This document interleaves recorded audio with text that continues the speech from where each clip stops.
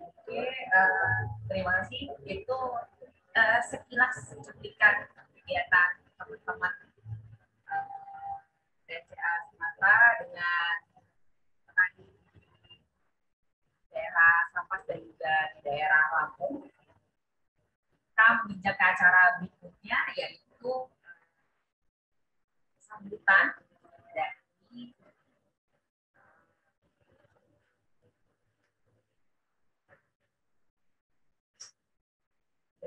perwakilan Uli Sumatera yang hari ini diwakili sama Bang Tanya. Silakan Bang. Kenapa? Nyanyi. Baik. Assalamualaikum warahmatullahi wabarakatuh. Selamat sore kawan-kawan, bapak-bapak, ibu semua, dan juga teman-teman yang bertampung di Zoom. Dan juga adik-adik juga. Senang sekali bisa bersama-sama di sore ini dengan kawan-kawan di Sumatera, dengan Provinsi Sumatera. Saya pikir acaranya serius, gitu ya, karena isu yang kita bahas itu menyangkut buat teman-teman tani. Tapi harapannya ini bisa kita yang dengan santai di sore ini, ya. Karena yang serius-serius juga tidak menghasilkan apa-apa, gitu. Tapi kalau ngobrol santai, kita dapat sesuatu. Harapannya seperti itu. Kami di Sumatera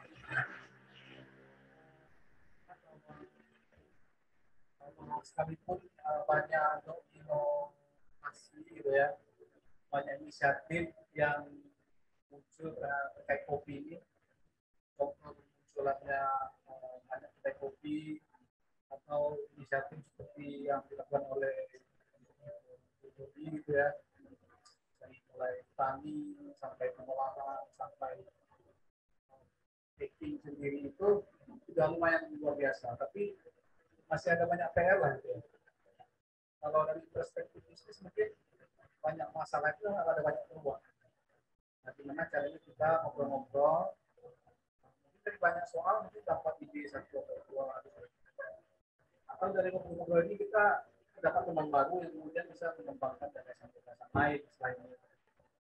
Jadi terima kasih buat kita semua yang hadir, mudah-mudahan nanti bisa saling berbagi, juga buat kawan-kawan yang nanti akan sharing, mudah-mudahan tidak semestinya ya sharing untuk, karena makin berbagi katanya makin dapat banyak. Itu aja, mudah-mudahan lancar dan ada sesuatu yang bisa kita ambil dan kita tidak menjadi semacam gagasan untuk 2022 ke depan. Dan juga luar biasa bahwa perkopian walaupun sulit di mana-mana menghadapi pandemi, tapi di antara banyak sektor sebenarnya itu cukup terpilihan dibanding yang lain. Jadi itu harapan kami, kita happy, kita santai, tapi hasilnya bisa kita serius ke depan. Terima kasih. Assalamualaikum warahmatullahi wabarakatuh.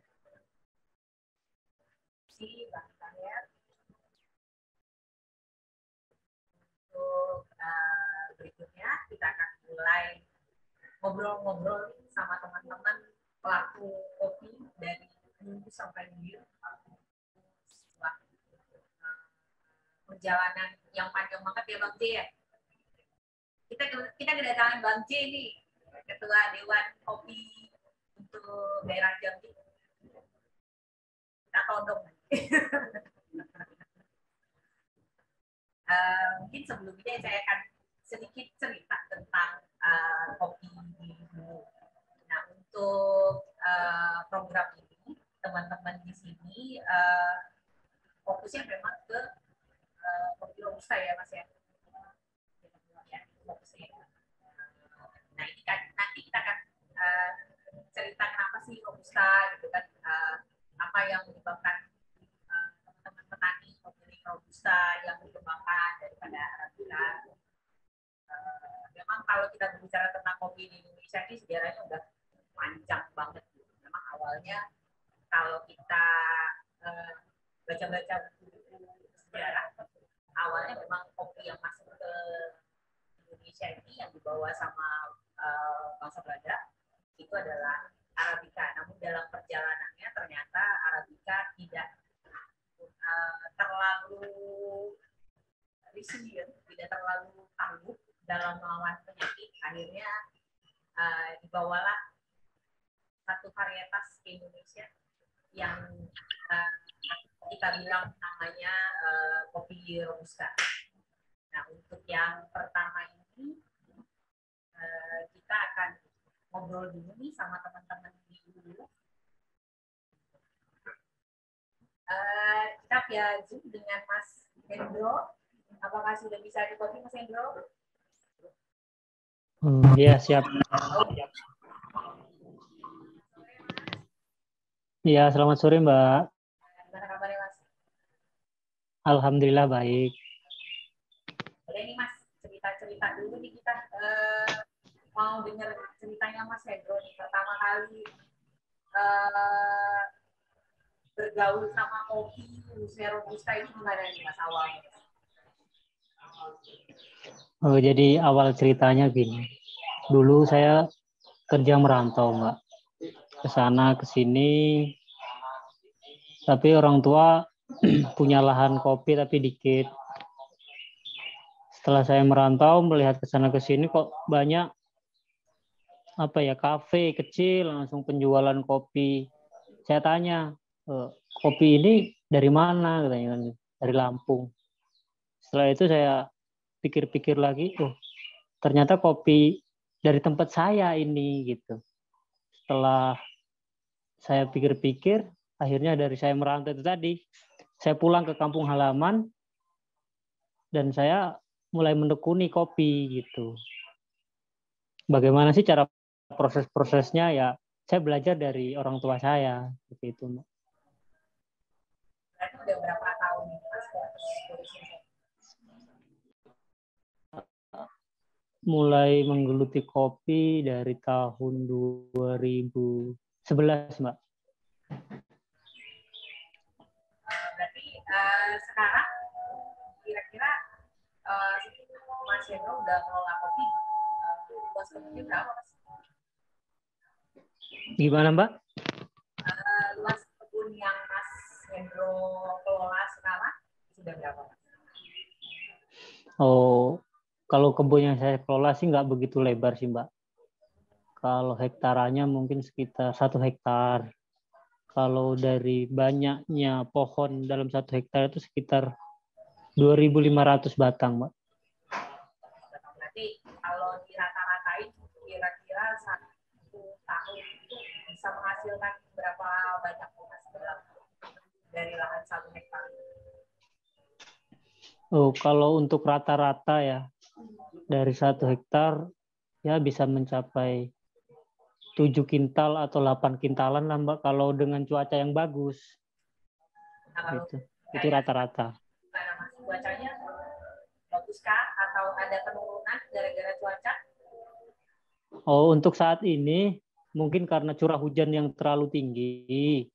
Jadi dari awal kopi berbunga udah banyak yang busuk, Mbak, karena hujan gitu. Jadi curah hujan yang ketinggian juga nggak bagus ya, Mas? Iya, Mbak, betul. Jadi dia merusak juga, apalagi sekarang udah kalau bahasa kami udah mulai mata yuyu kalau bahasa kami. Jadi kalau mata yuyu udah mulai kelihatan buahnya, Mbak. Tapi kalau curah hujannya tinggi juga, ya banyak yang rontok buah kopinya itu. Dari 2011 berarti kan awalnya nih Mas benar-benar menerima ilmu pengolahan kopinya kan dari orang tua. Nah, seiring Iya, betul. sampai sekarang itu ada perubahan nggak, Mas, dari pengelolaan untuk perkebunan ke kebun kopi? Oh iya, Mbak. Dulu orang tua saya belajar secara otodidak. Jadi cara perawatan mungkin cara apa yang memupuk, cara meranting, mengipas dan lain sebagainya. Mereka ya setahu mereka gitu loh. Setelah saya mulai belajar dari penyuluh, mulai ada lagi pelatihan-pelatihan, saya mulai ikut. Di situ banyak pelajaran-pelajaran yang belum kita tahu dari orang tua gitu. Ada dampaknya nggak Mas sama hasil perkebunan yang sekarang? Alhamdulillah ada dampaknya, Mbak. Jadi waktu di 2011 mungkin hasil kopi dibandingkan dari sekarang itu lebih bagus di tahun-tahun sekarang. Karena banyak masyarakat yang sudah mulai tahu bagaimana sih cara merawat kopi yang baik, bagaimana cara pemupukanya, seperti itu, Mbak. Nah, kalau untuk Mas Hendro sendiri, proses panennya dilakukan sendiri? Gimana, Mbak? Proses panennya dilakukan sendiri. Mas yang proses panen ya. Kebanyakan proses panennya ya, Mbak ya.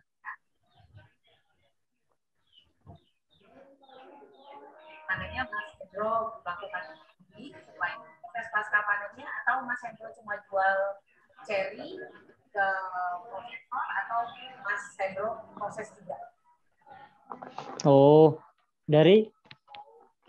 Dari awal pemetikan sampai kita jemur, kita jualnya udah jadi biji kering, Mbak. Itu setelah jadi biji kering dijual kemana itu? Kebanyakan kita jualnya di pengepul, Mbak, di sini. Itu mereka berarti bawa ke pengepul gitu ya, Mas, ya, prosesnya? Iya, betul. Kalau apa gabah ya, Mas? Iya. Nah, kalau sekarang ini berapa harga gabah 1 kilo di sana? Untuk sekarang harga kopi ya, Mbak ya? Harga gabah. Harga biji kopinya yang udah beli. Harga biji kopi terakhir kemarin itu 19.800, Mbak. Iya. Kalau setelah dari pengepul biasanya kemana sih, Mas? Biji kopi keluar Lampung atau konsumsi lokal Lampung aja? Kebanyakan pengepul-pengepul di sini dikirimnya ke Bandar Lampung, Mbak. Iya. Kebanyakan di gudang Torabika apa di gudang Nestle itu, Mbak. Berarti pengepul-pengepul itu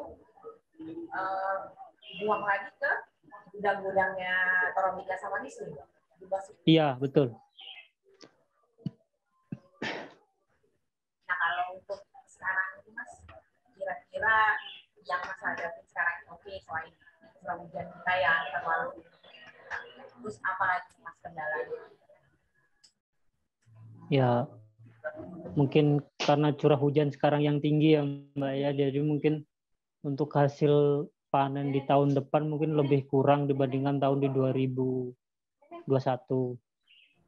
Ya, kebanyakan dari sekarang aja udah kelihatan banyak buah kopi yang rontok, seperti itu kendalanya. Ya, mungkin kendalanya itu yang pertama dari iklim. Yang kedua di pemupukan, mungkin banyak di sini masyarakat yang mulai telat memupuk gitu, karena gimana ya, buah kopi yang tahun kemarin udah nutupi buat tahunnya yang kemarin, seperti itu gitu. Jadi banyak orang petani di sini tutup lubang, gali lubang, seperti itu, Mbak. Kalau untuk proses pemupukannya berarti pakai pupuk kimia, atau organik? Iya, Mbak. Pak, jadi macam-macam sih, kita ada pakai pupuk kompos, ada pakai pupuk kimia juga, seperti itu.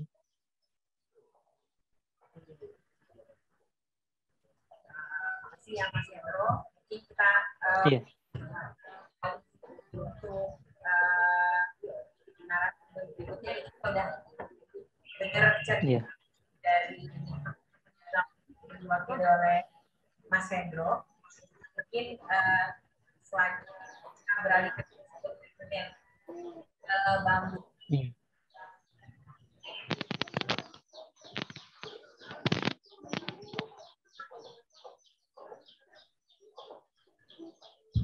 Ya, selamat sore. Bapak Direktur BUMDes. Betul.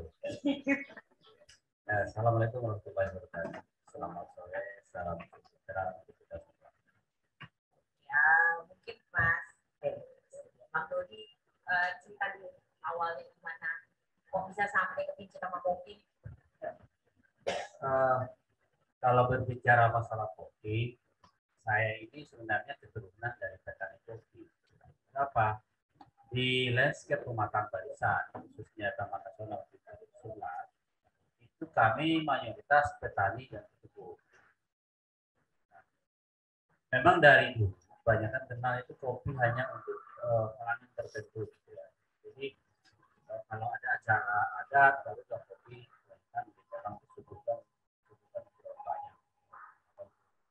Kemudian bersifat acara-acara. Nah di samping itu juga saya lihat kopi yang ada di dataran Jakarta sekarang itu bukanlah kopi yang memang ciri khas Jakarta. Kenapa? Jika mengembangkan ciri khas Jakarta, kami dulu yang namanya kopi ciri.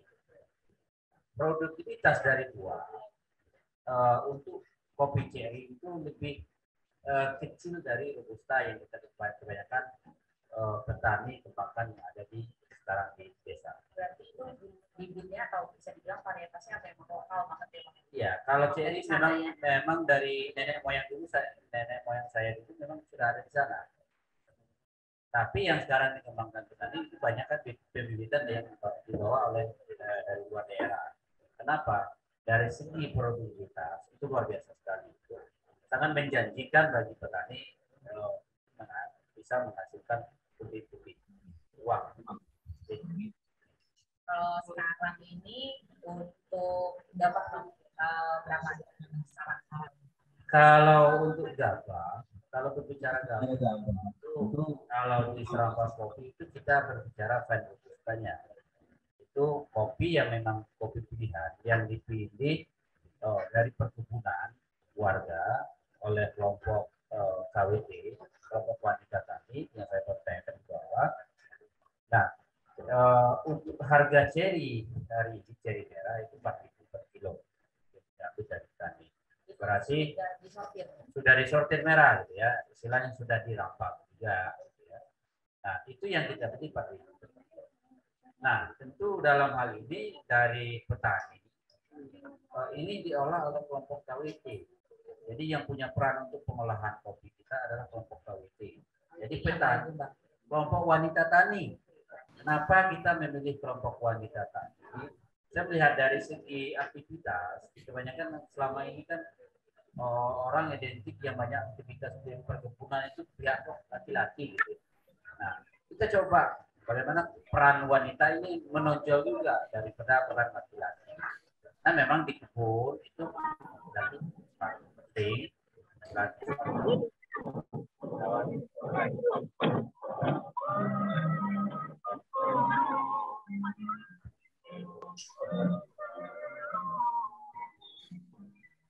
Nah, di samping itu juga yang kita lihat hari ini adalah bagaimana kesetaraan gender itu terjadi di masyarakat bawah juga tampak. Jadi kami memahaminya memang bahwa ini ada peluang wanita untuk bisa berkreasi, berinovasi dalam pengembangan kopi. Nah, untuk hasil daripada kopi yang kita olah selain robusta, harganya itu sudah 50 di tingkat petani, tingkat bawah. Jadi memang saya ini motonya saya yang bawa adalah bagaimana kopi petani itu naik kelas. Kenapa? Kalau berbicara kopi, kalau kita tidak melakukan ini sebuah inovasi, bagaimana sekarang kopi kita bisa naik kelas, petani bisa mendapatkan hasil yang memang betul mereka peroleh. Barang kita punya toko, kalau berbicara premium atau asalan, itu yang menentukan harga toko kita adalah pembeli. Padahal nah, di samping itu juga kalau berbicara asalan untuk tingkat petani sekarang kami sudah di angka 23.000. Itu yang paling bagus untuk premium di harga petani gitu.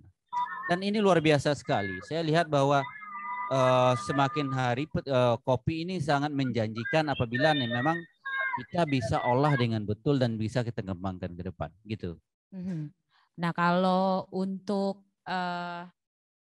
si pengelolaan itu Abang bisa mengatakan itu premium, terus bisa mengatakan itu adalah fine robusta tuh kok apa sih kriterianya Bang gitu loh? Kalau berbicara premium dan fine, kalau fine ini identik dengan bagaimana kita memilih kopi yang terbaik yang berada di kebun kopi itu sendiri. Mulai dari panen, pasca panen, itu kita memang betul-betul teliti prosesnya. Kalau premium itu kopi yang dipetik petani, tapi kita tidak nampung, hanya ditampung oleh tengkulak langsung. Nanti kita juga melakukan, tapi tidak melalui alur yang kita memang fokuskan hari ini, yaitu pengolahan pen atau petik merah itu. Jadi premium adalah kopi yang memang dipetik yang tidak dipilih, mau dia hijau, mau dia kuning, mau dia merah. Premium kita identik dengan sebenarnya kalau bahasa kasarnya itu asalan, gitulah artinya. Tapi kita pengen bagaimana masyarakat ini berpikir ke depan, oh kopi ini premium, bukan kopi asalan gitu, tapi ini kopi premium gitu, enak gitu, bahasanya tuh lebih cantik gitulah. Oke.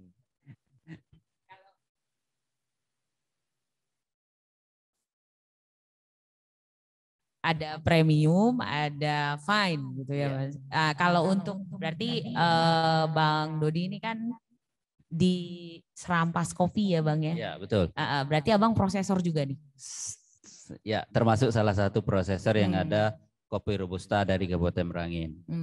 Nah, alhamdulillah sekarang kita di Merangin.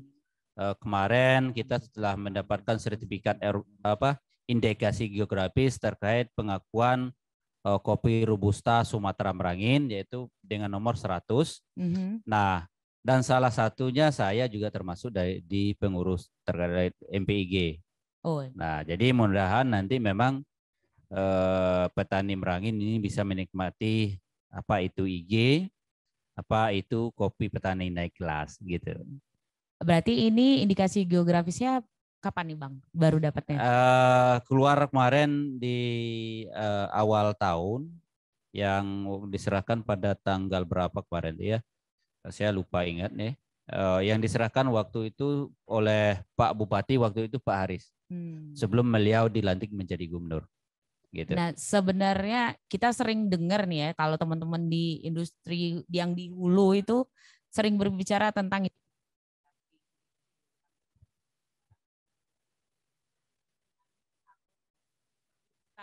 indikasi geografis itu keuntungan buat petani kalau dia punya indikasi geografis itu apa sih? Nah, kalau indikasi geografis itu seperti sertifikat. Nah, sertifikat pengakuan bahwa kopi ini memang betul datangnya dari Kabupaten Merangin gitu. Jadi tidak bisa dikomplain, mohon maaf gitu kawan-kawan yang dari luar. Oh, ini padahal ini kopinya dari Merangin. Dikomplain oleh mungkin kawan-kawan di Lampung terkait dengan oh ini kopi Lampung, padahal bahan bakunya dari Merangin. Nah, harapannya memang betul bagaimana baik masyarakat, baik petani gitu ya, baik pemerintah itu bisa menikmati hasil dari perkopian yang berada di Kabupaten Merangin khususnya. Kenapa? Selama ini saya nggak melihat 1% pun PAD masuk ke Kabupaten Merangin daripada sektor kopi. Nah, harapan kita inilah bagaimana memang kita membangun sektor kopi ini, tapi Kabupaten Merangin khususnya Provinsi Jambi bisa menikmati hasil dari 0, sekian persen atau berapa hitungannya masuk ke pendapatan asli daerah kita. Dan ini luar biasa sekali kalau ini kita bisa majukan kopi yang ada di Kabupaten Merangin dan Jambi, memang membawa kopi Jambi gitu atau membawa kopi Merangin. Harapannya memang begitu. Nah, supaya memang kita berdiri di atas kaki kita sendiri gitu. Ya, istilahnya kita berdiri di sini tapi pengakuannya dari pihak lain. Karena memang kalau nggak begitu kita melakukan, jadi mohon maaf kopi kita Jambi atau khususnya Robusta Merangin ya lambat laun akan hilang peredarannya, istilahnya bukan kopi Merangin, ini bukan kopi Merangin gitu. Nah, dengan terbitnya indikasi geografis maka bahwa diakuilah bahwa kopi Robusta Sumatera Merangin ini betul 100% milik Kabupaten Merangin. Oke. Gitu. Nah, kalau untuk kita berbicara berarti kan di skupnya nih Jangkat ya Bang ya, Serampas ya. Iya. Itu sekarang ada berapa nih Bang petani yang terdata di sana? Petani kopi Robustanya. Kalau untuk petani di Desa Rantau Kormas khususnya, Serampas itu kan saya fokusnya di Desa Rantau Kormas. Di Desa Rantau Kormas itu lebih kurang 130-an kakak. Dan luas perkebunan kopi yang kita olah sehari ini adalah lebih kurang 150 sampai 180 hektar yang kita kelola hari ini. Tapi pada hari ini kita juga merasakan dampak dengan perubahan iklim yang terjadi pada hari ini gitu. Kenapa? Produktivitas dari kopi yang kita olah hari ini menurut saya itu sangat turun gitu ya. Lebih kurang 40% lah turunnya. Kenapa? Memang faktor alam mempengaruhi daripada buah kopi yang ada di sekitar kita. Jadi memang yang dulunya waktu panen raya itu kita bisa panen sampai 4 kali panen raya. Kalau sekarang hanya bisa kita panen 1 sampai 2 kali. Itu pun sudah banyak gitu untuk panen raya. Beda dengan panen sela gitu ya. Kenapa? Kalau untuk kualitas terbaik biasanya kami ngambil itu di panen raya. Kenapa? Memang ini gitu. Nah, 80% buah yang dihasilkan panen raya itu memang punya kualitas terbaik gitu menurut saya. Dibandingkan pada panen sela. Kalau panen sela bisa dikatakan 50-50 terkait dengan hasil kualitas pada biji kopi yang kita olah di bawah gitu. Kalau panen raya itulah yang biasanya Iya, karena di panen raya itulah memang betul kita bisa mengatakan kopi ini kopi terbaik yang bisa kita olah menjadikan pen robusta. Tapi tidak menutup kemungkinan kita olah di sela itu menjadikan premium gitu. Karena semuanya kita ambil gitu. Nah, kalau untuk kita sudah berbicara tentang ketika dipanen, proses pasca panen berarti kan dia berupa gabah ini Bang. Ya. Nah, kalau untuk hasilnya ini di sana itu dipasarkannya kemana sih Bang? Kalau untuk pasar kita berbicara tidak gabah ya, tapi kita berbicara green bean gitu atau biji kopi. Nah, kalau untuk pasar, untuk fan ini kita lebih banyak fokus ke coffee shop dan roastery gitu. Kenapa? Kami juga bisa dikatakan karena pengolahan kopi ini ibaratnya kan 60% itu di tingkat petani, tingkat tapak. Nah, mau bagus atau tidaknya hasil kopi Bapak, Ibu-ibu atau kawan-kawan hasil minum hari ini itu kuncinya dengan kami gitu. Kenapa? 60%-nya di sana prosesnya. Hilirnya itu 30%-nya itu roastery. Mau dia bagus mau tidak, di roastery lah kuncinya juga. Karena 30% tugasnya di sana. Nah, kalau kita bandingkan kopi shop, apabila 90%-nya berjalan dengan baik sesuai dengan SOP yang kita terapkan, kopi shop itu hanya menikmati hasil gitu dari hulunya. Kenapa? Hulunya 60%, ada juga kawan-kawan yang melakukan istilahnya 30% roastery itu di hulu. Kayak kami juga melakukan roastery di hulu. Kenapa hari ini juga kita tidak masuk di wilayah Jambi untuk memasarkan secara luas? Kita berpikir juga gitu. Bagaimana kawan-kawan yang ada di Jambi kita punya peran. Bagaimana kita menyatukan perkopian Jambi, tidak hanya kami petani yang hidup, tapi kawan-kawan yang ada di hilir juga hidup melalui roastery mereka yang ada. Nah, silakan olah sesuai dengan selera mereka di hilir. Kami hanya bisa memenuhi ini loh, kualitas green bean Van Robusta yang kami kirim ke Jambi. Olahlah oleh kawan-kawan di Jambi menjadikan kopi-kopi yang memang apakah nanti dia levelnya medium ataukah medium to dark atau dark, silakan. Yang penting adalah menurut kami bagaimana kita memang betul membeli kopi ini yang punya sesuai dengan ada SOP-nya atau kualitasnya Pen Robusta yang berasal dari Kabupaten Merangin. Ataukah nanti mau dia prosesornya serampas, mau prosesornya dijangkat, mau prosesornya jangkat, silakan. Itu hak kita. Karena kadang kan tergantung dengan roasterinya. Saya senang dengan kopi yang olahan serampas. Kami mengolahkan fokus di full wash. Kami pengennya Pen Robusta yang olahan honey, silakan ambil. Karena prosesor kita di Merangin itu luar biasa sekali menurut saya. Jadi memang kita membentuk suatu wadah di Merangin itu melalui IMPIG juga perlu perjuangan yang besar. Kenapa? Tidak semua kawan-kawan itu bisa memahami bagaimana bisa hidup dari kopi gitu. Nah, kalau untuk pasar berarti dari teman-teman di hulu, petani-petani sana berarti iklim pasarnya udah terbentuk atau? Kalau pasar bisa dikatakan kita ini kan termasuk pendatang ketiga di Jambi setelah Liberica dan Arabica. Tentu dalam hal ini kita tentu berbagi pasar lah istilahnya. Kenapa? Kalau di Merangin identik dengan robustanya, mungkin di Kerinci identik dengan Arabicanya, di Tunggal Libericanya.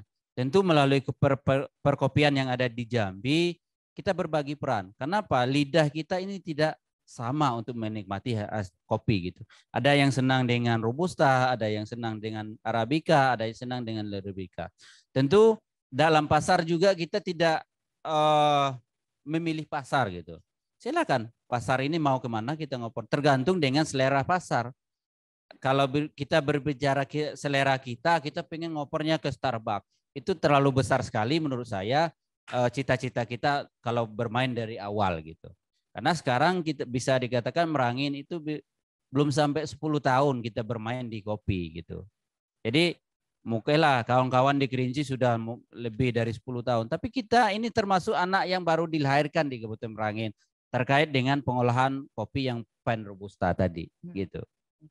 Nah, kalau untuk dalam pengelolaan dan pasar itu kan kelihatannya iklimnya sudah terbentuk nih. Kira-kira sekarang ini yang sering Abang dan teman-teman hadapi di sana itu ada kendala lain nggak? Samping di perubahan iklim ya tadi ya kita cerita ya kalau soal ininya proses produksinya kan gitu. Kalau kendala itu pasti. Karena yang namanya kita mengelola kelompok aja gitu ya. Itu kendala itu pasti. Menyamakan persepsi antar satu sama lain, individual itu sangat sulit sekali gitu. Kenapa? Terkadang kita ngasih informasi ini, ternyata ada yang pro dan kontra terhadap kita. Itu luar biasa. Individualis sih sebenarnya menurut saya. Itu yang sangat sulit sekali kita coba untuk mengatakan dengan mereka, oh proses kita full wash ya, prosesnya seperti ini ya. Dan kadang itu ada ya anggota yang memang kadang protes terhadap apa yang kita berikan. Karena apa? Karena memang ya yang namanya kita pola pikir ini kan beda gitu. Persepsinya harus. Nah, itulah yang kita mencoba mengedukasi mereka. Oh, terkadang saya memutar film terkait kopi, proses kopi, supaya memang mereka apa yang saya sampaikan dengan kelompok, mereka juga ngerti melalui media tadi. Saya juga terkadang melihatkan proses foto segala macam. Ini loh proses foto kami melakukan studi tiru di kegiatan di Alko, di Baroka, di tempat luar seperti itu ya. Nah mereka prosesnya seperti ini. Ternyata SOP-nya mereka melakukan seperti ini. Nah disitulah yang tantangan kita memang lakukan. Terkadang memang karakter masyarakat kita ini, apalagi masyarakat dusun ya, bisa dikatakan susah untuk kita rubah. Image-nya tadi susah. Tapi apabila kita sudah mendapatkan satu orang yang bisa menjadi leader dari suatu kelompok, insya Allah yakinlah bahwa suatu kelembagaan itu akan kuat apabila anggotanya sangat mendukung terkait dengan kegiatan yang berhubungan dengan kopi di bawah. Nah, masalah yang kita hadapi juga berbagai macam gitu ya, mulai dari terkait dengan awal. Kalau kita berbicara awal nih, masalah kita hadapi itu terkait dengan pasar. Itu wajar menurut saya. Karena untuk memperkenalkan kopi itu butuh proses. Saya sendiri dibantu, memang awalnya kita fokus dulu oleh kawan-kawan KKI Warsi. Saya melihat bahwa Warsi sangat susah untuk menemukan sosok leadership yang ada di bawah. Alhamdulillah saya masuk di akhir 2018 di Serampas Kopi. Saya mencoba bagaimana sih, apa sih program mereka dari KKI Warsi yang mereka bawa untuk kami yang ada di Serampas, khususnya Rantau Kermas. Ternyata salah satu misi mereka bagaimana meningkatkan istilahnya pendapatan daripada petani yang ada di Desa Rantau Kermas melalui pengolahan kopi tadi. Maka saya hadir di sana sebagai anak muda yang memang nggak punya ilmu, nggak punya background tentang kopi ya, pengolahan kopi gitu. Tapi saya anak dan cucu dari petani kopi. Nah, di samping itu juga saya coba berdiskusi dengan kawan-kawan KKI Warsi. Alhamdulillah puncak kami itu sebelum pandemi pada tahun 2019, kami bisa melakukan penjualan kopi keluar,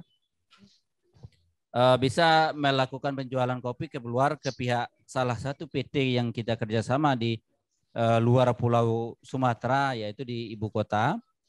Kita pada tahun 2019 sudah bisa mengirim kopi lebih kurang 7 ton fine robusta dengan kalkulasi harga 50.000. Nah, ke Jakarta. Nah, Jakarta kami tidak menuntut mau dia membawa nama Serampas. Yang kami tuntut adalah bagaimana kopi ini bisa berjalan dengan sehat, istilahnya perdagangannya sehat, dan juga pasar mereka sebenarnya setelah mereka jadikan bahan jadi menjadikan roast bean, mereka itu ekspor sebenarnya keluar. Dan salah satu bahan baku yang mereka angkat adalah memang robusta dari Serampas gitu.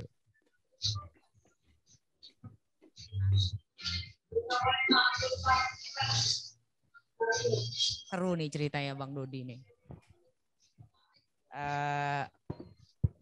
Iya, di ini lagi ya. Oke, kita udah cerita, berarti kan ada sebenarnya ada kendalanya. Salah satunya tadi kan ada masalah perubahan iklim terus sama pasar ya Bang ya.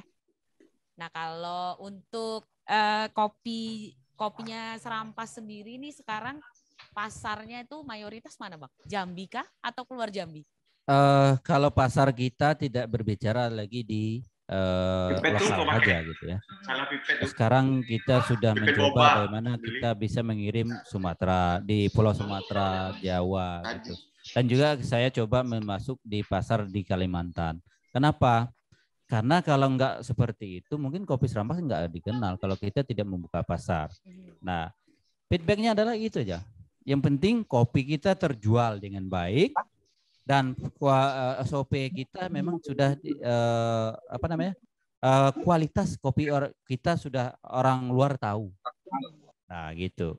Karena kopi Robusta Serampas ini berada pada ketinggian 1.100 sampai 1.300. Dan ini termasuk salah satu kopi Robusta terunik. Kenapa? Salah satu kemarin penikmat kopi juga, pengopi yang ada di Kabupaten Malang setelah saya kirim, dia senang sekali dengan saya kirim dengan Robusta Serampas. Kenapa?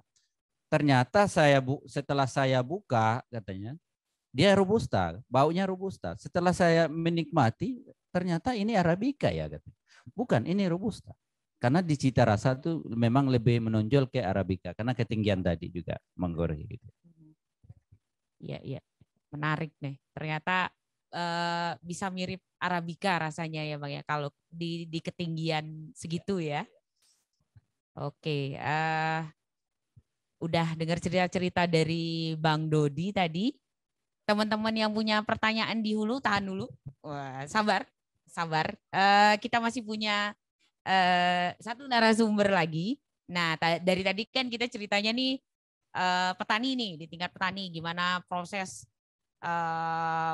menanam kopi, perawatan sampai proses pasca panen segala macam. Nah, sekarang nih kita mau nanya nih teman-teman yang di hilir terkait dengan kopi khususnya Robusta nih gitu.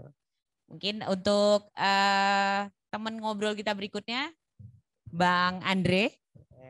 Buat teman-teman yang belum tahu Bang Andre, Bang Andre ini barista di kopi-kopi sehari-harinya dan aktif juga di komunitas kita yang namanya Swan Coffee Community yang isinya teman-teman yang bergerak di perkopian khususnya di hilir karena kita ngumpulnya di kota gitu kan, nggak tahu nih jauh hulunya gitu kan, tapi kan udah ketemu sekarang di sini dengan teman-teman di hulu gitu.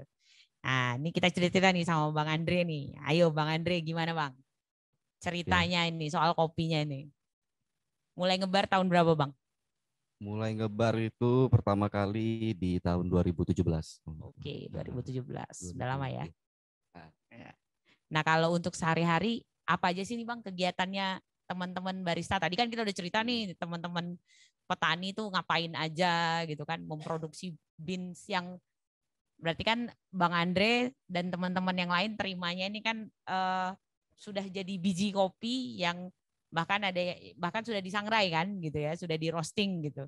Nah kalau untuk Bang Andre sendiri berarti kegiatan hari-harinya di dalam proses pengelolaan kopi di ujung untuk konsumen tuh apa aja sih Bang?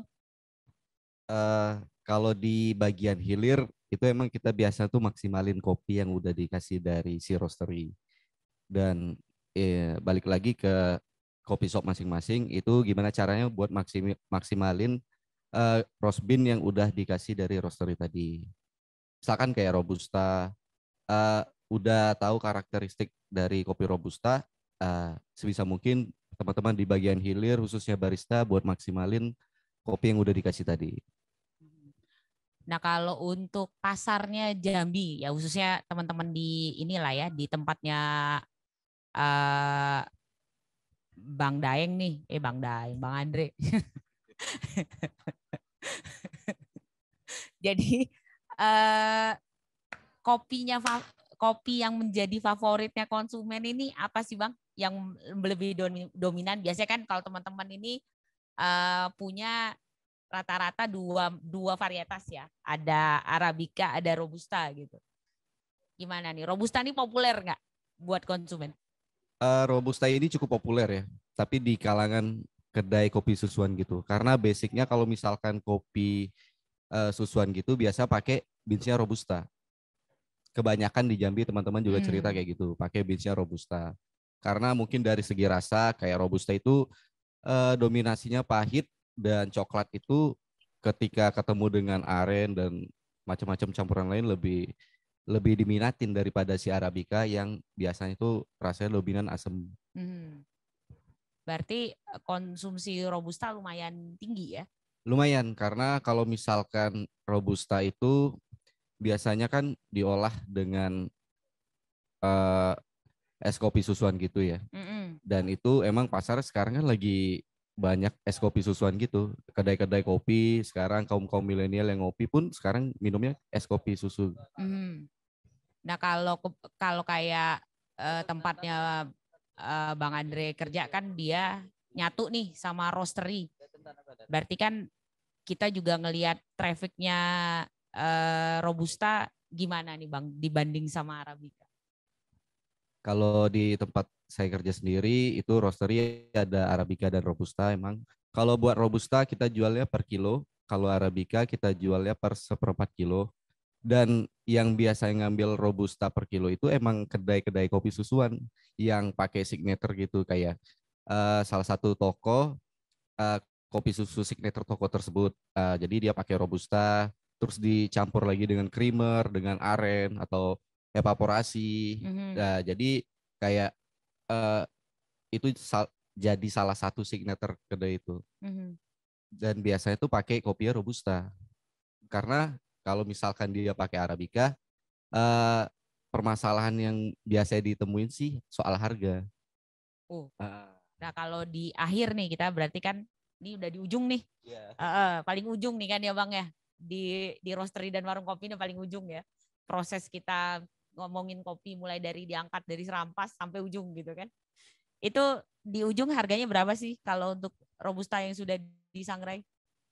Kalau di Jambi ya, kemarin sudah sempat juga sama komunitas One Kopi, itu biasa tuh di kisaran harga 100 sampai 150.000 kalau buat 1 kilo robusta. Kalau untuk Arabica? Kalau Arabica itu macam-macam karena dia biasanya nyesuaiin origin. Ada yang origin dari luar itu di kisaran 100.000 ke atas. Itu biasanya tuh per 200 gram, per 250 gram. Banyak roastery-roastery di Jambi yang jual kopi-kopi dari luar dan juga kopi lokal. Kalau biasa kopi lokal tuh di kisaran 80 sampai 100.000 yang Arabica. Oke. Nah kalau teman-teman yang ya kayak teman barista lah ya, ini yang terakhir nih yang megang kopi sebelum kita nikmati nih, para konsumen menikmati gitu.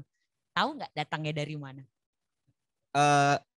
Kalau saya pribadi sih tahu, karena kebetulan kopi yang kita dapat itu orangnya tuh sering main ke kedai. Jadi di saat dia ke kedai kita saling tukar informasi, terus kayak cerita tentang di bagian hulu. Biasanya tuh kalau misalkan ngirim kopi, kalau macet ngirim kopi tuh kenapa kayak gitu. Nanti dia ngejelasin tuh, dia ada permasalahan soal cuaca, soal akses transportasi, biasa kayak gitu. Dia pasti ngejelasin kenapa alasannya dia macet untuk masukin kopi. Kalau untuk robusta ini kira-kira untuk stok aman nggak sih? Soalnya kayaknya aku dengar akhir-akhir ini banyak yang agak susah nih cari robusta untuk dihilir nih. Gimana nih Bang? Bener nggak sih? Ini kita mau nanya nih gitu kan, biar teman-teman yang di hulu juga tahu gitu kan, apa nih masalahnya gitu. Kok bisa kurang stoknya gitu? Ada nggak ngalamin itu sekarang? Ada. Kebetulan beberapa minggu kemarin kita ngalamin kekosongan stok buat robusta green bean ya. Itu salah satu alasannya tuh dari si prosesor, dia bilang karena ini udah masukin buah ujung. Jadi kalau udah dipaksain petik, nanti pas di roasting itu biasa tuh banyak kan quaker. Dan itu bakal bisa ganggu rasa yang udah di grind buat dijadiin espresso biasanya tuh. Jadi si prosesor juga mesti nunggu waktu kan buat ngasih robusta buat kita. Bener gitu Bang. Nah ini ada orang dulu prosesor nih, langsung aja kita tanya.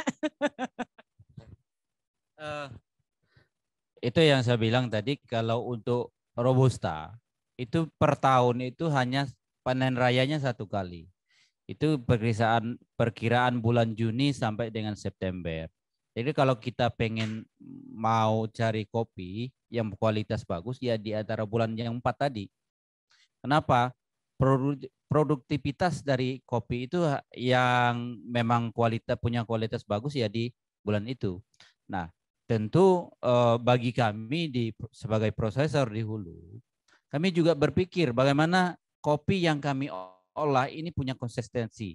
Nah, maksudnya konsistensi ini terkait dengan penyimpanan. Kami sudah melakukan sesuai dengan standar yang telah ada, yaitu kami menggunakan untuk penyimpanan kopi, kami sudah menggunakan yang namanya kertas Grain Pro. Yang memang hari ini kertas Grain Pro itu hanya digunakan kebanyakan untuk penyimpanan yang lama.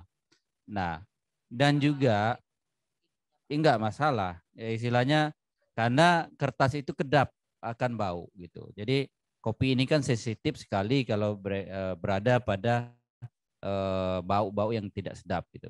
Karena seperti contoh kalau kita ada bau disiram dengan kopi hilang. Karena sangat sensitif sekali dengan kopi.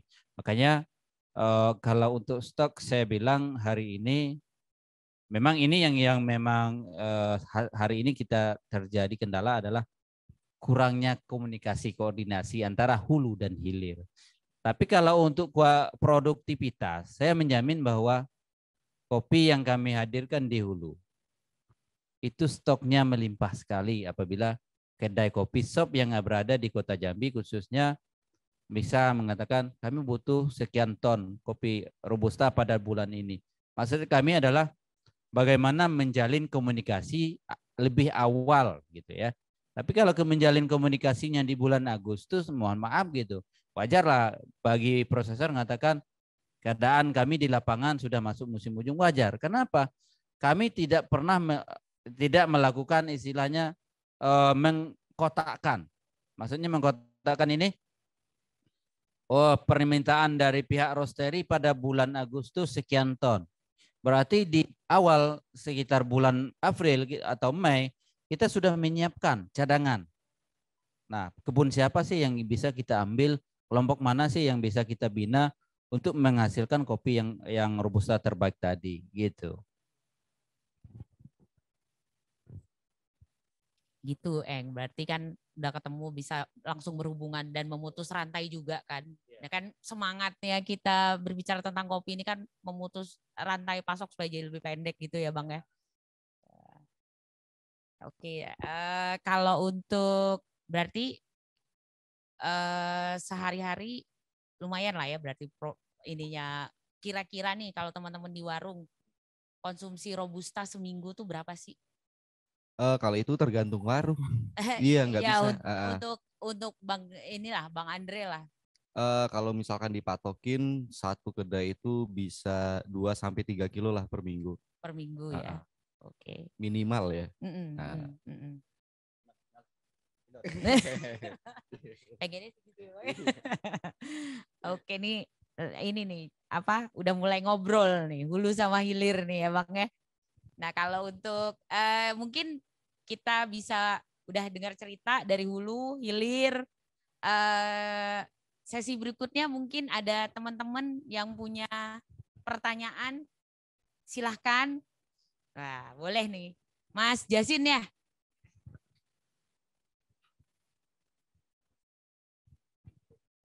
Selamat sore, terima kasih atas kesempatannya, Bu Moderator.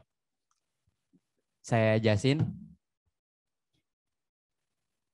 Dari isu-isu yang kita dengar di industri ini bahwa adanya gagal panen, adanya miskomunikasi antara hulu dan hilir, adanya perubahan cuaca dan lain sebagainya, itu memiliki korelasi dengan kurangnya stok baik di hulu hingga hilir.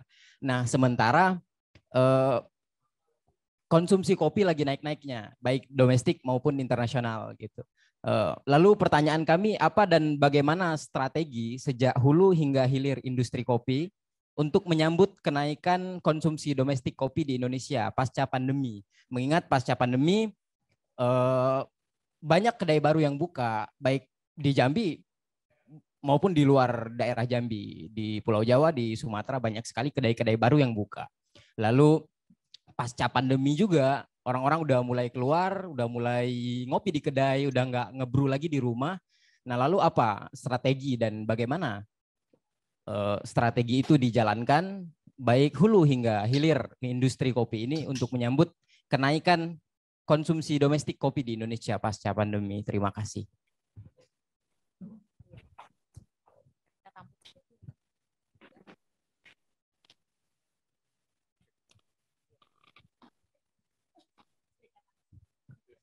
Oke, makasih Mas Jasin.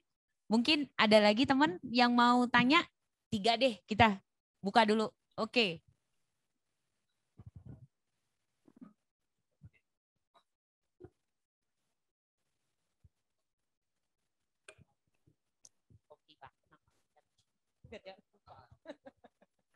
Assalamualaikum warahmatullahi wabarakatuh. Waalaikumsalam. Salam kenal abang-abang dan mbak-mbak. Nama saya Moro Prakasiwi dari Kopi Broyat. Saya ingin bertanya kepada Bang Dodi ya. Sehat Bang Dodi? Alhamdulillah ya. Bang Dodi ini luar biasa. Selain prosesor, saya kenalnya prosesor ya. Beliau juga ternyata penggerak di desanya. Luar biasa sekali. Yang ingin saya tanyakan simpel saja Bang. Di sini kita ada banyak sekali stakeholder dan organisasi di bidang kopi, mulai dari tingkat komunitas, asosiasi, kemudian ada juga Dewan Kopi, dan juga beberapa instansi terkait yang movementnya di bidang kopi. Apa harapan dari Bang Dodi khususnya dan kawan-kawan yang ada di Serampas pada umumnya kepada pihak-pihak terkait ini, baik itu pemerintah, asosiasi ya, ada ASKI, ada Dewan Kopi, dan juga kepada kita-kita yang di hilir ini seperti 0741, ada juga Swan Coffee Community yang movementnya di hilir ini. Apa yang menjadi harapan Bang Dodi yang mungkin mewakili harapan dari teman-teman di hulu sana terkait dengan sinergitas dan kolaborasi yang mungkin ke depannya bisa dijalin dengan pihak-pihak ini. Yang tujuannya yaitu ya memajukan kopi Jambi dan juga memajukan petani maupun sektor hilirnya. Kira-kira apa yang menjadi harapan Bang Dodi terkait hal ini? Terima kasih. Assalamualaikum warahmatullahi wabarakatuh. Makasih Bang Moro. Mungkin ada satu lagi sesi kali ini pertanyaan. Kalau ada yang mau Bang Isan? Iya, melontarkan boleh hulu hilir di Bang mumpung Ijul? lagi ada nih. Ijul, Bang Ijul. Oke. Iya, nggak bayar.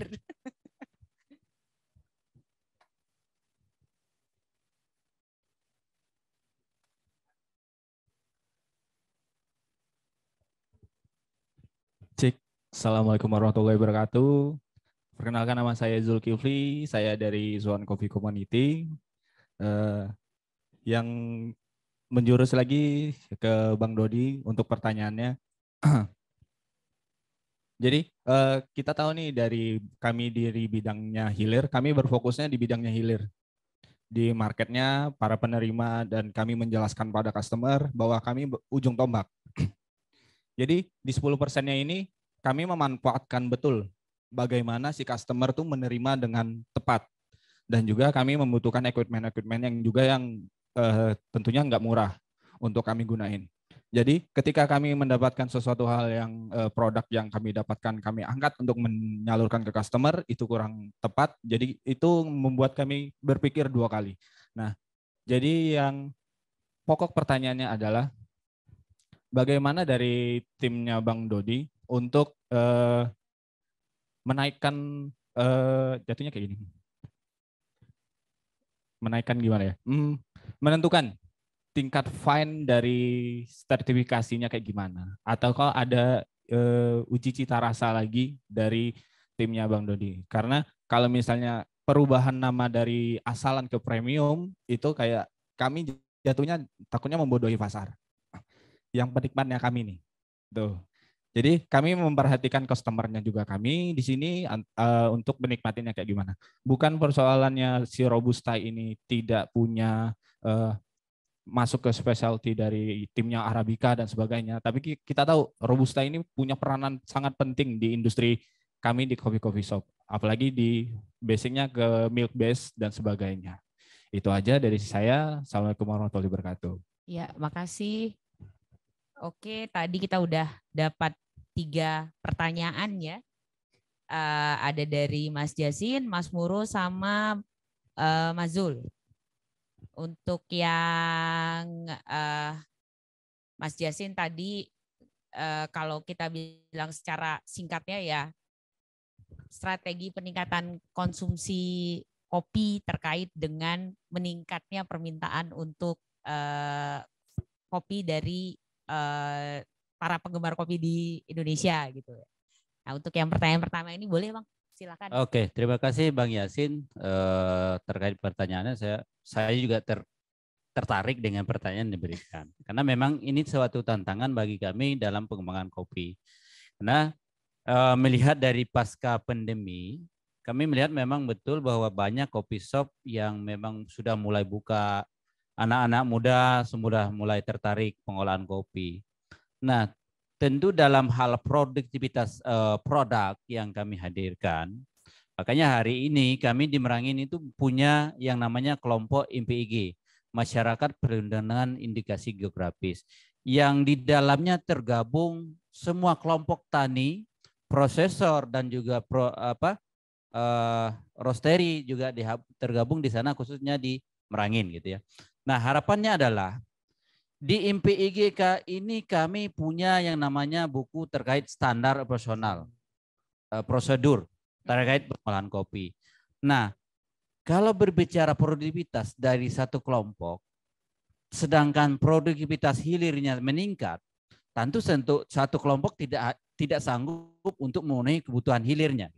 Nah, melalui kelompok inilah kami mencoba menyatukan suara, menyatukan persepsi, menyatukan bahwa kopi yang kita olah bukanlah kopi serampas lagi, bukanlah kopinya dijangkat lagi, bukanlah kopi jangkat, bukan kopi madras, tapi yang kita angkat adalah ini loh, kopi Robusta Sumatera Merangin.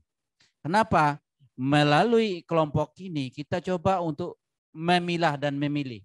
Nah, si A di Serampas fokusnya di Pulwos, si B di Jangkar fokusnya di Hani, si C di Jangkar fokusnya natural.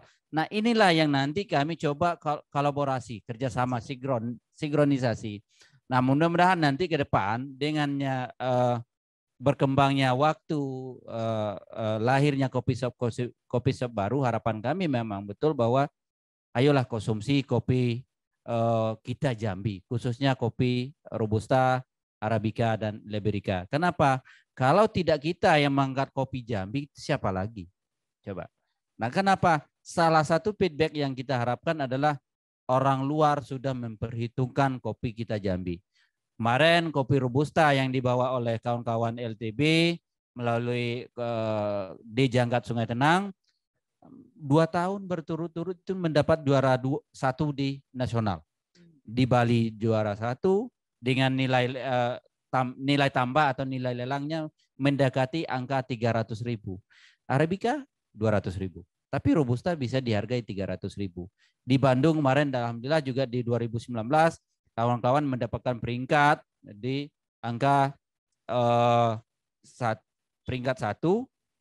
Nah, inilah yang membuat kami yang ada khususnya prosesor kopi di Kabupaten Merangin merasa terbantu sekali apabila khususnya anak muda kembali ke desa untuk membangun desa khususnya perkopian yang ada di Kabupaten Merangin gitu. Karena memang saya hari ini di Rantau Kermas saya sudah membawa 3 sarjana bergabung dalam badan usaha milik desa dan alhamdulillah badan usaha ini juga menjadi peringkat 2 se-Provinsi Jambi kemarin di acara BUMDes Expo. Dan di tingkat nasional kita juga sudah mulai diperhitungkan.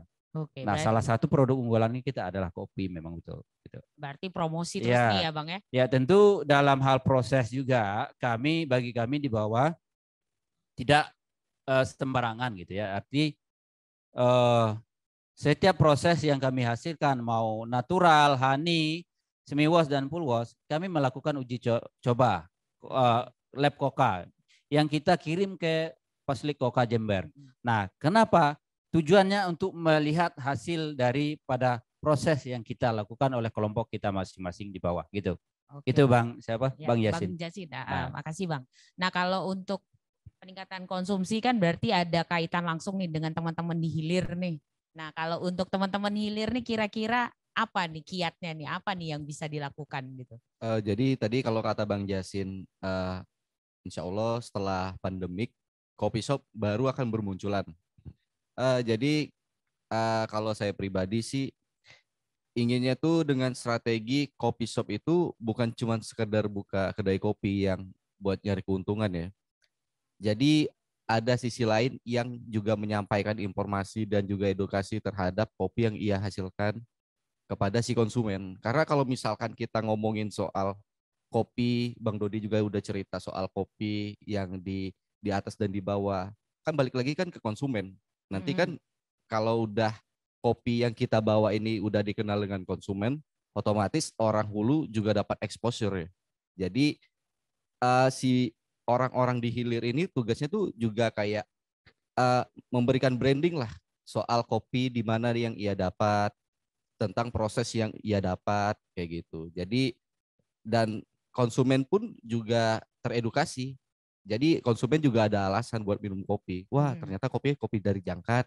Ternyata kopi dari Jangkat tuh kayak gini, kayak gitu. Jadi kan ketahuan beda kopi Jangkat, beda kopi kerinci dan juga beda kopi yang Tanjabar gitu.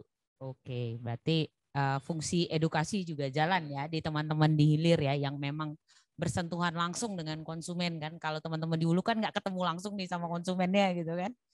Berarti ada fungsi edukasi dan promosi yang harus kita tingkatin terus nih ya Bang ya.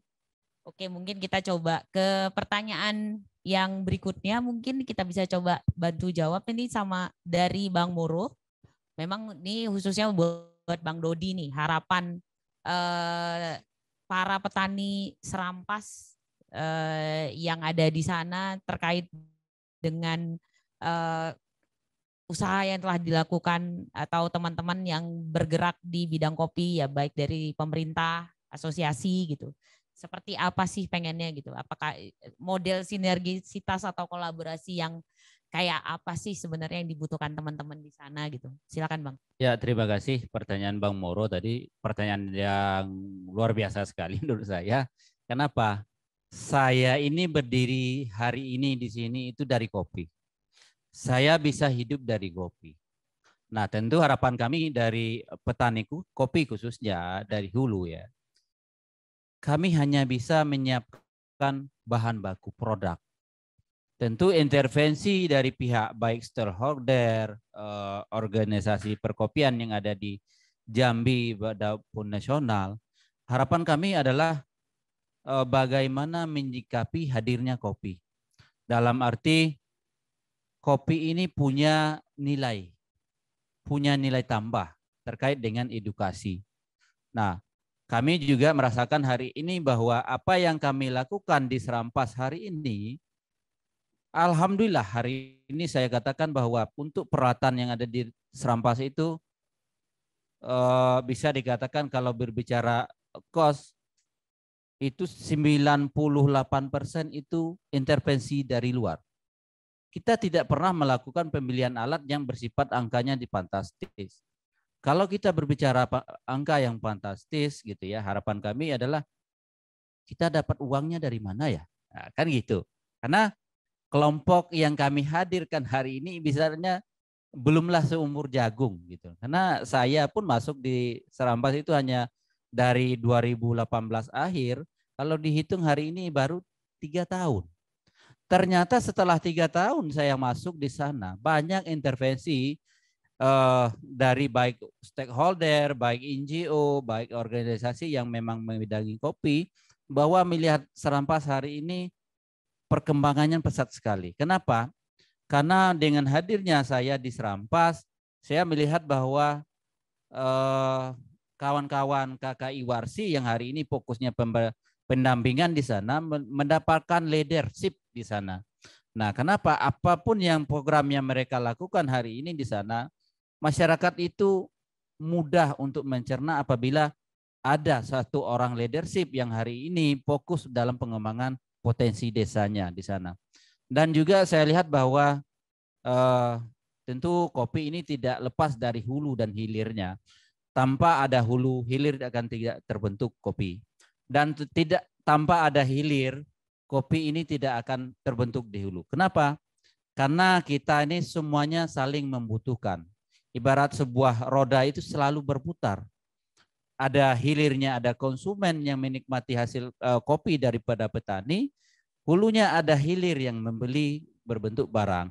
Dan juga kami di hulu, harapan kami ke depan adalah kawan-kawan yang selama ini fokus di hilir, ayolah sekali-kali kalau memang mau ada waktu main kepada hulu. Kenapa? Supaya memang betul-betul tahu bahwa oh proses Serampas seperti ini, proses kopi Merangin seperti ini, Dejangkat seperti ini. Kenapa? Jangan sampai yang diedukasi di bar kopi yang ada di Jambi gitu ya. Pada hari ini kita hanya berbicara opini, tapi tidak berbicara fakta gitu. Karena kita harus memang melihat real bahwa di lapangan apa yang kelompok lakukan hari ini adalah sebuah terobosan yang luar biasa sekali. Kenapa? Karena dengan proses pen robusta ini kami merasakan bahwa masyarakat bisa, kopi petani itu bisa naik kelas.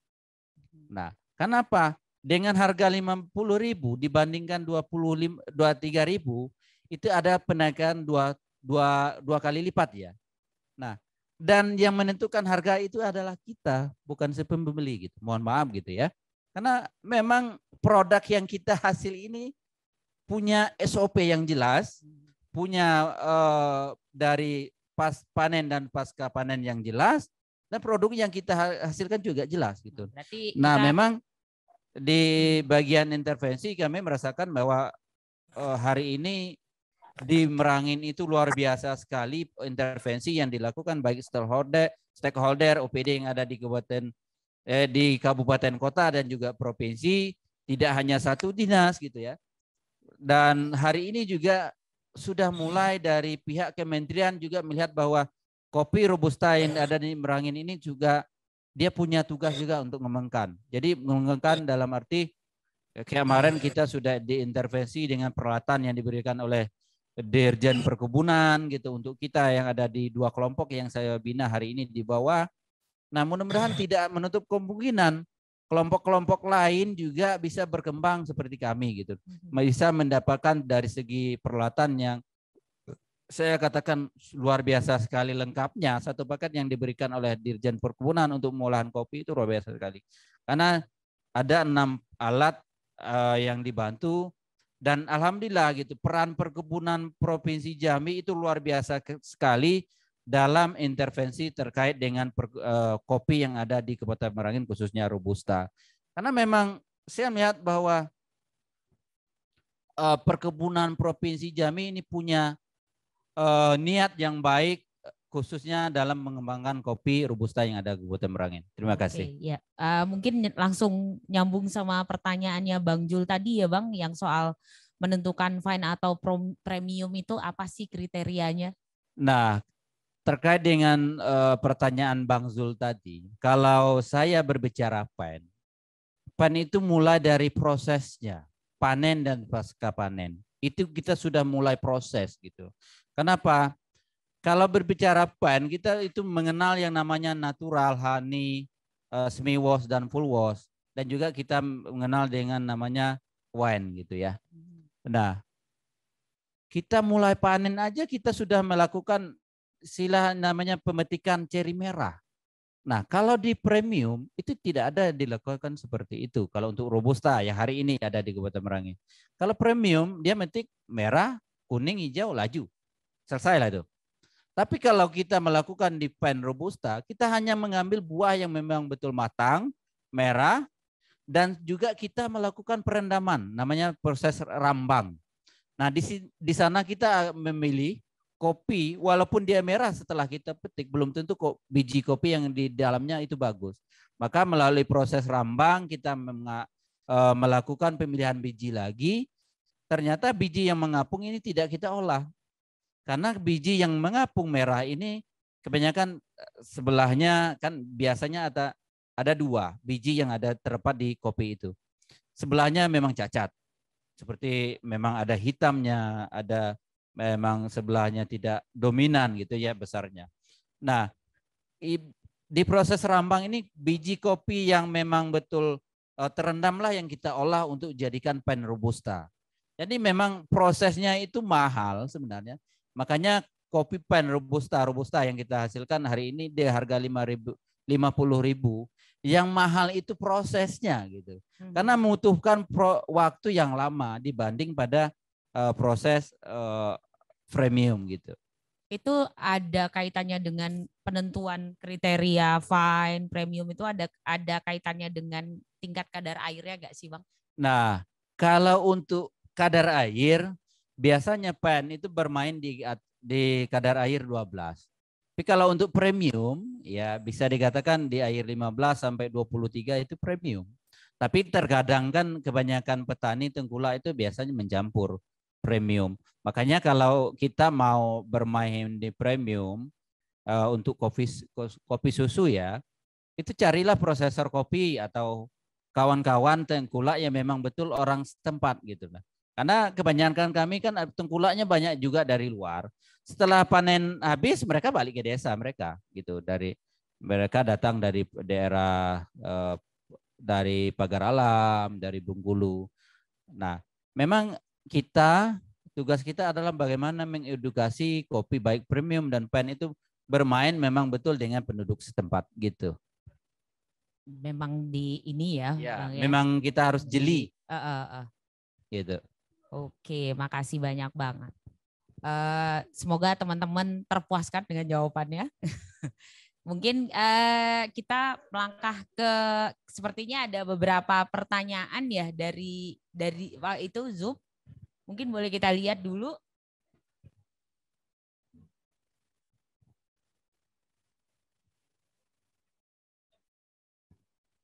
Sepertinya di kolom chat. Apakah ada pertanyaan? Karena kita juga ini sekarang live ya di Zoom ya.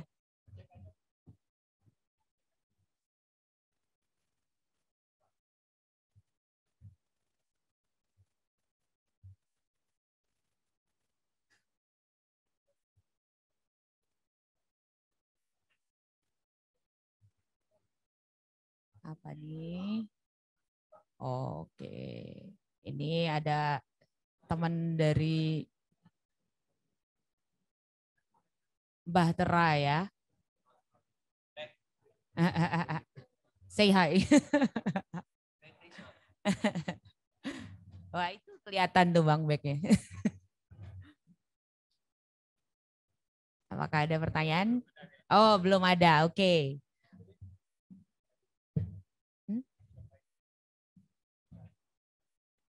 Iya, untuk yang di Zoom, yang mengikuti kita dari Zoom, boleh loh ikut memberikan pertanyaan buat narasumber kita yang keren-keren ini. Silahkan diketik di kolom chat. Mungkin teman-teman yang ada di sini ada pertanyaan lagi. Oh, oke. Silahkan Mbak.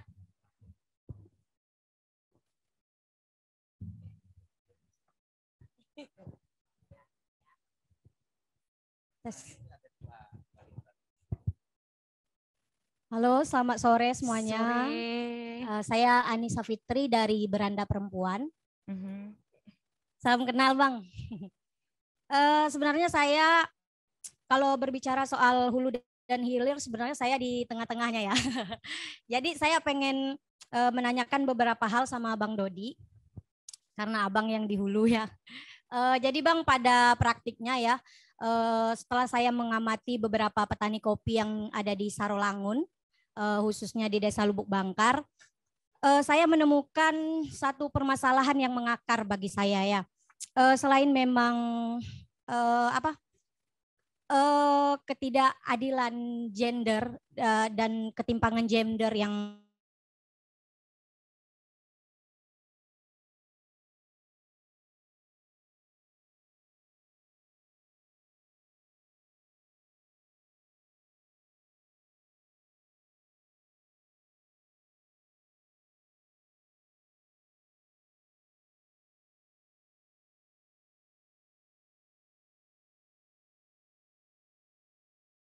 harga pas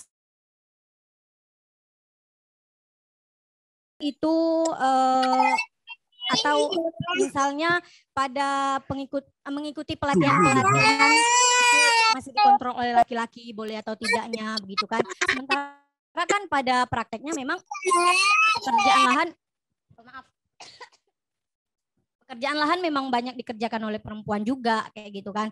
Nah, pertanyaannya memang soal bagaimana sih Bang sistem yang berkeadilan gender yang diterapkan di kawan-kawan jangkat serampas kopi ini soal pembagian kerja lahan kayak gitu kan.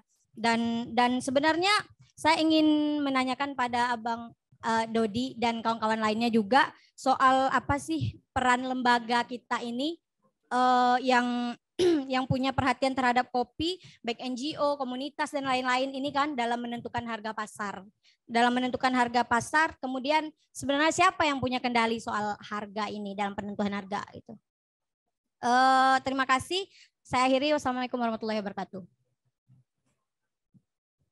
Terima kasih. Pertanyaannya luar biasa sekali pertanyaan ini. Saya akan bercerita ya apa yang saya lakukan. Mungkin nanti bisa diterapkan juga oleh siapa namanya Mbak Ani di Batangasai gitu ya.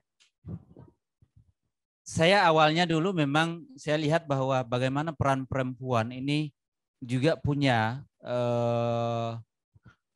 kesempatan dalam pengembangan ekonomi desa khususnya perkopian.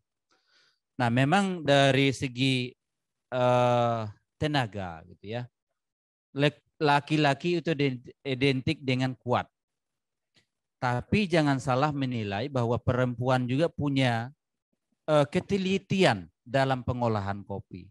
Nah, di satu sisi inilah yang saya gabungkan di Serampas gitu, khususnya Desa Rantau Kermas. Jadi kami di sana itu melihat bahwa aktivitas kaum bapak-bapak ini kebanyakan sehari-hari kan ke kebun. Nah, bagaimana menghidupkan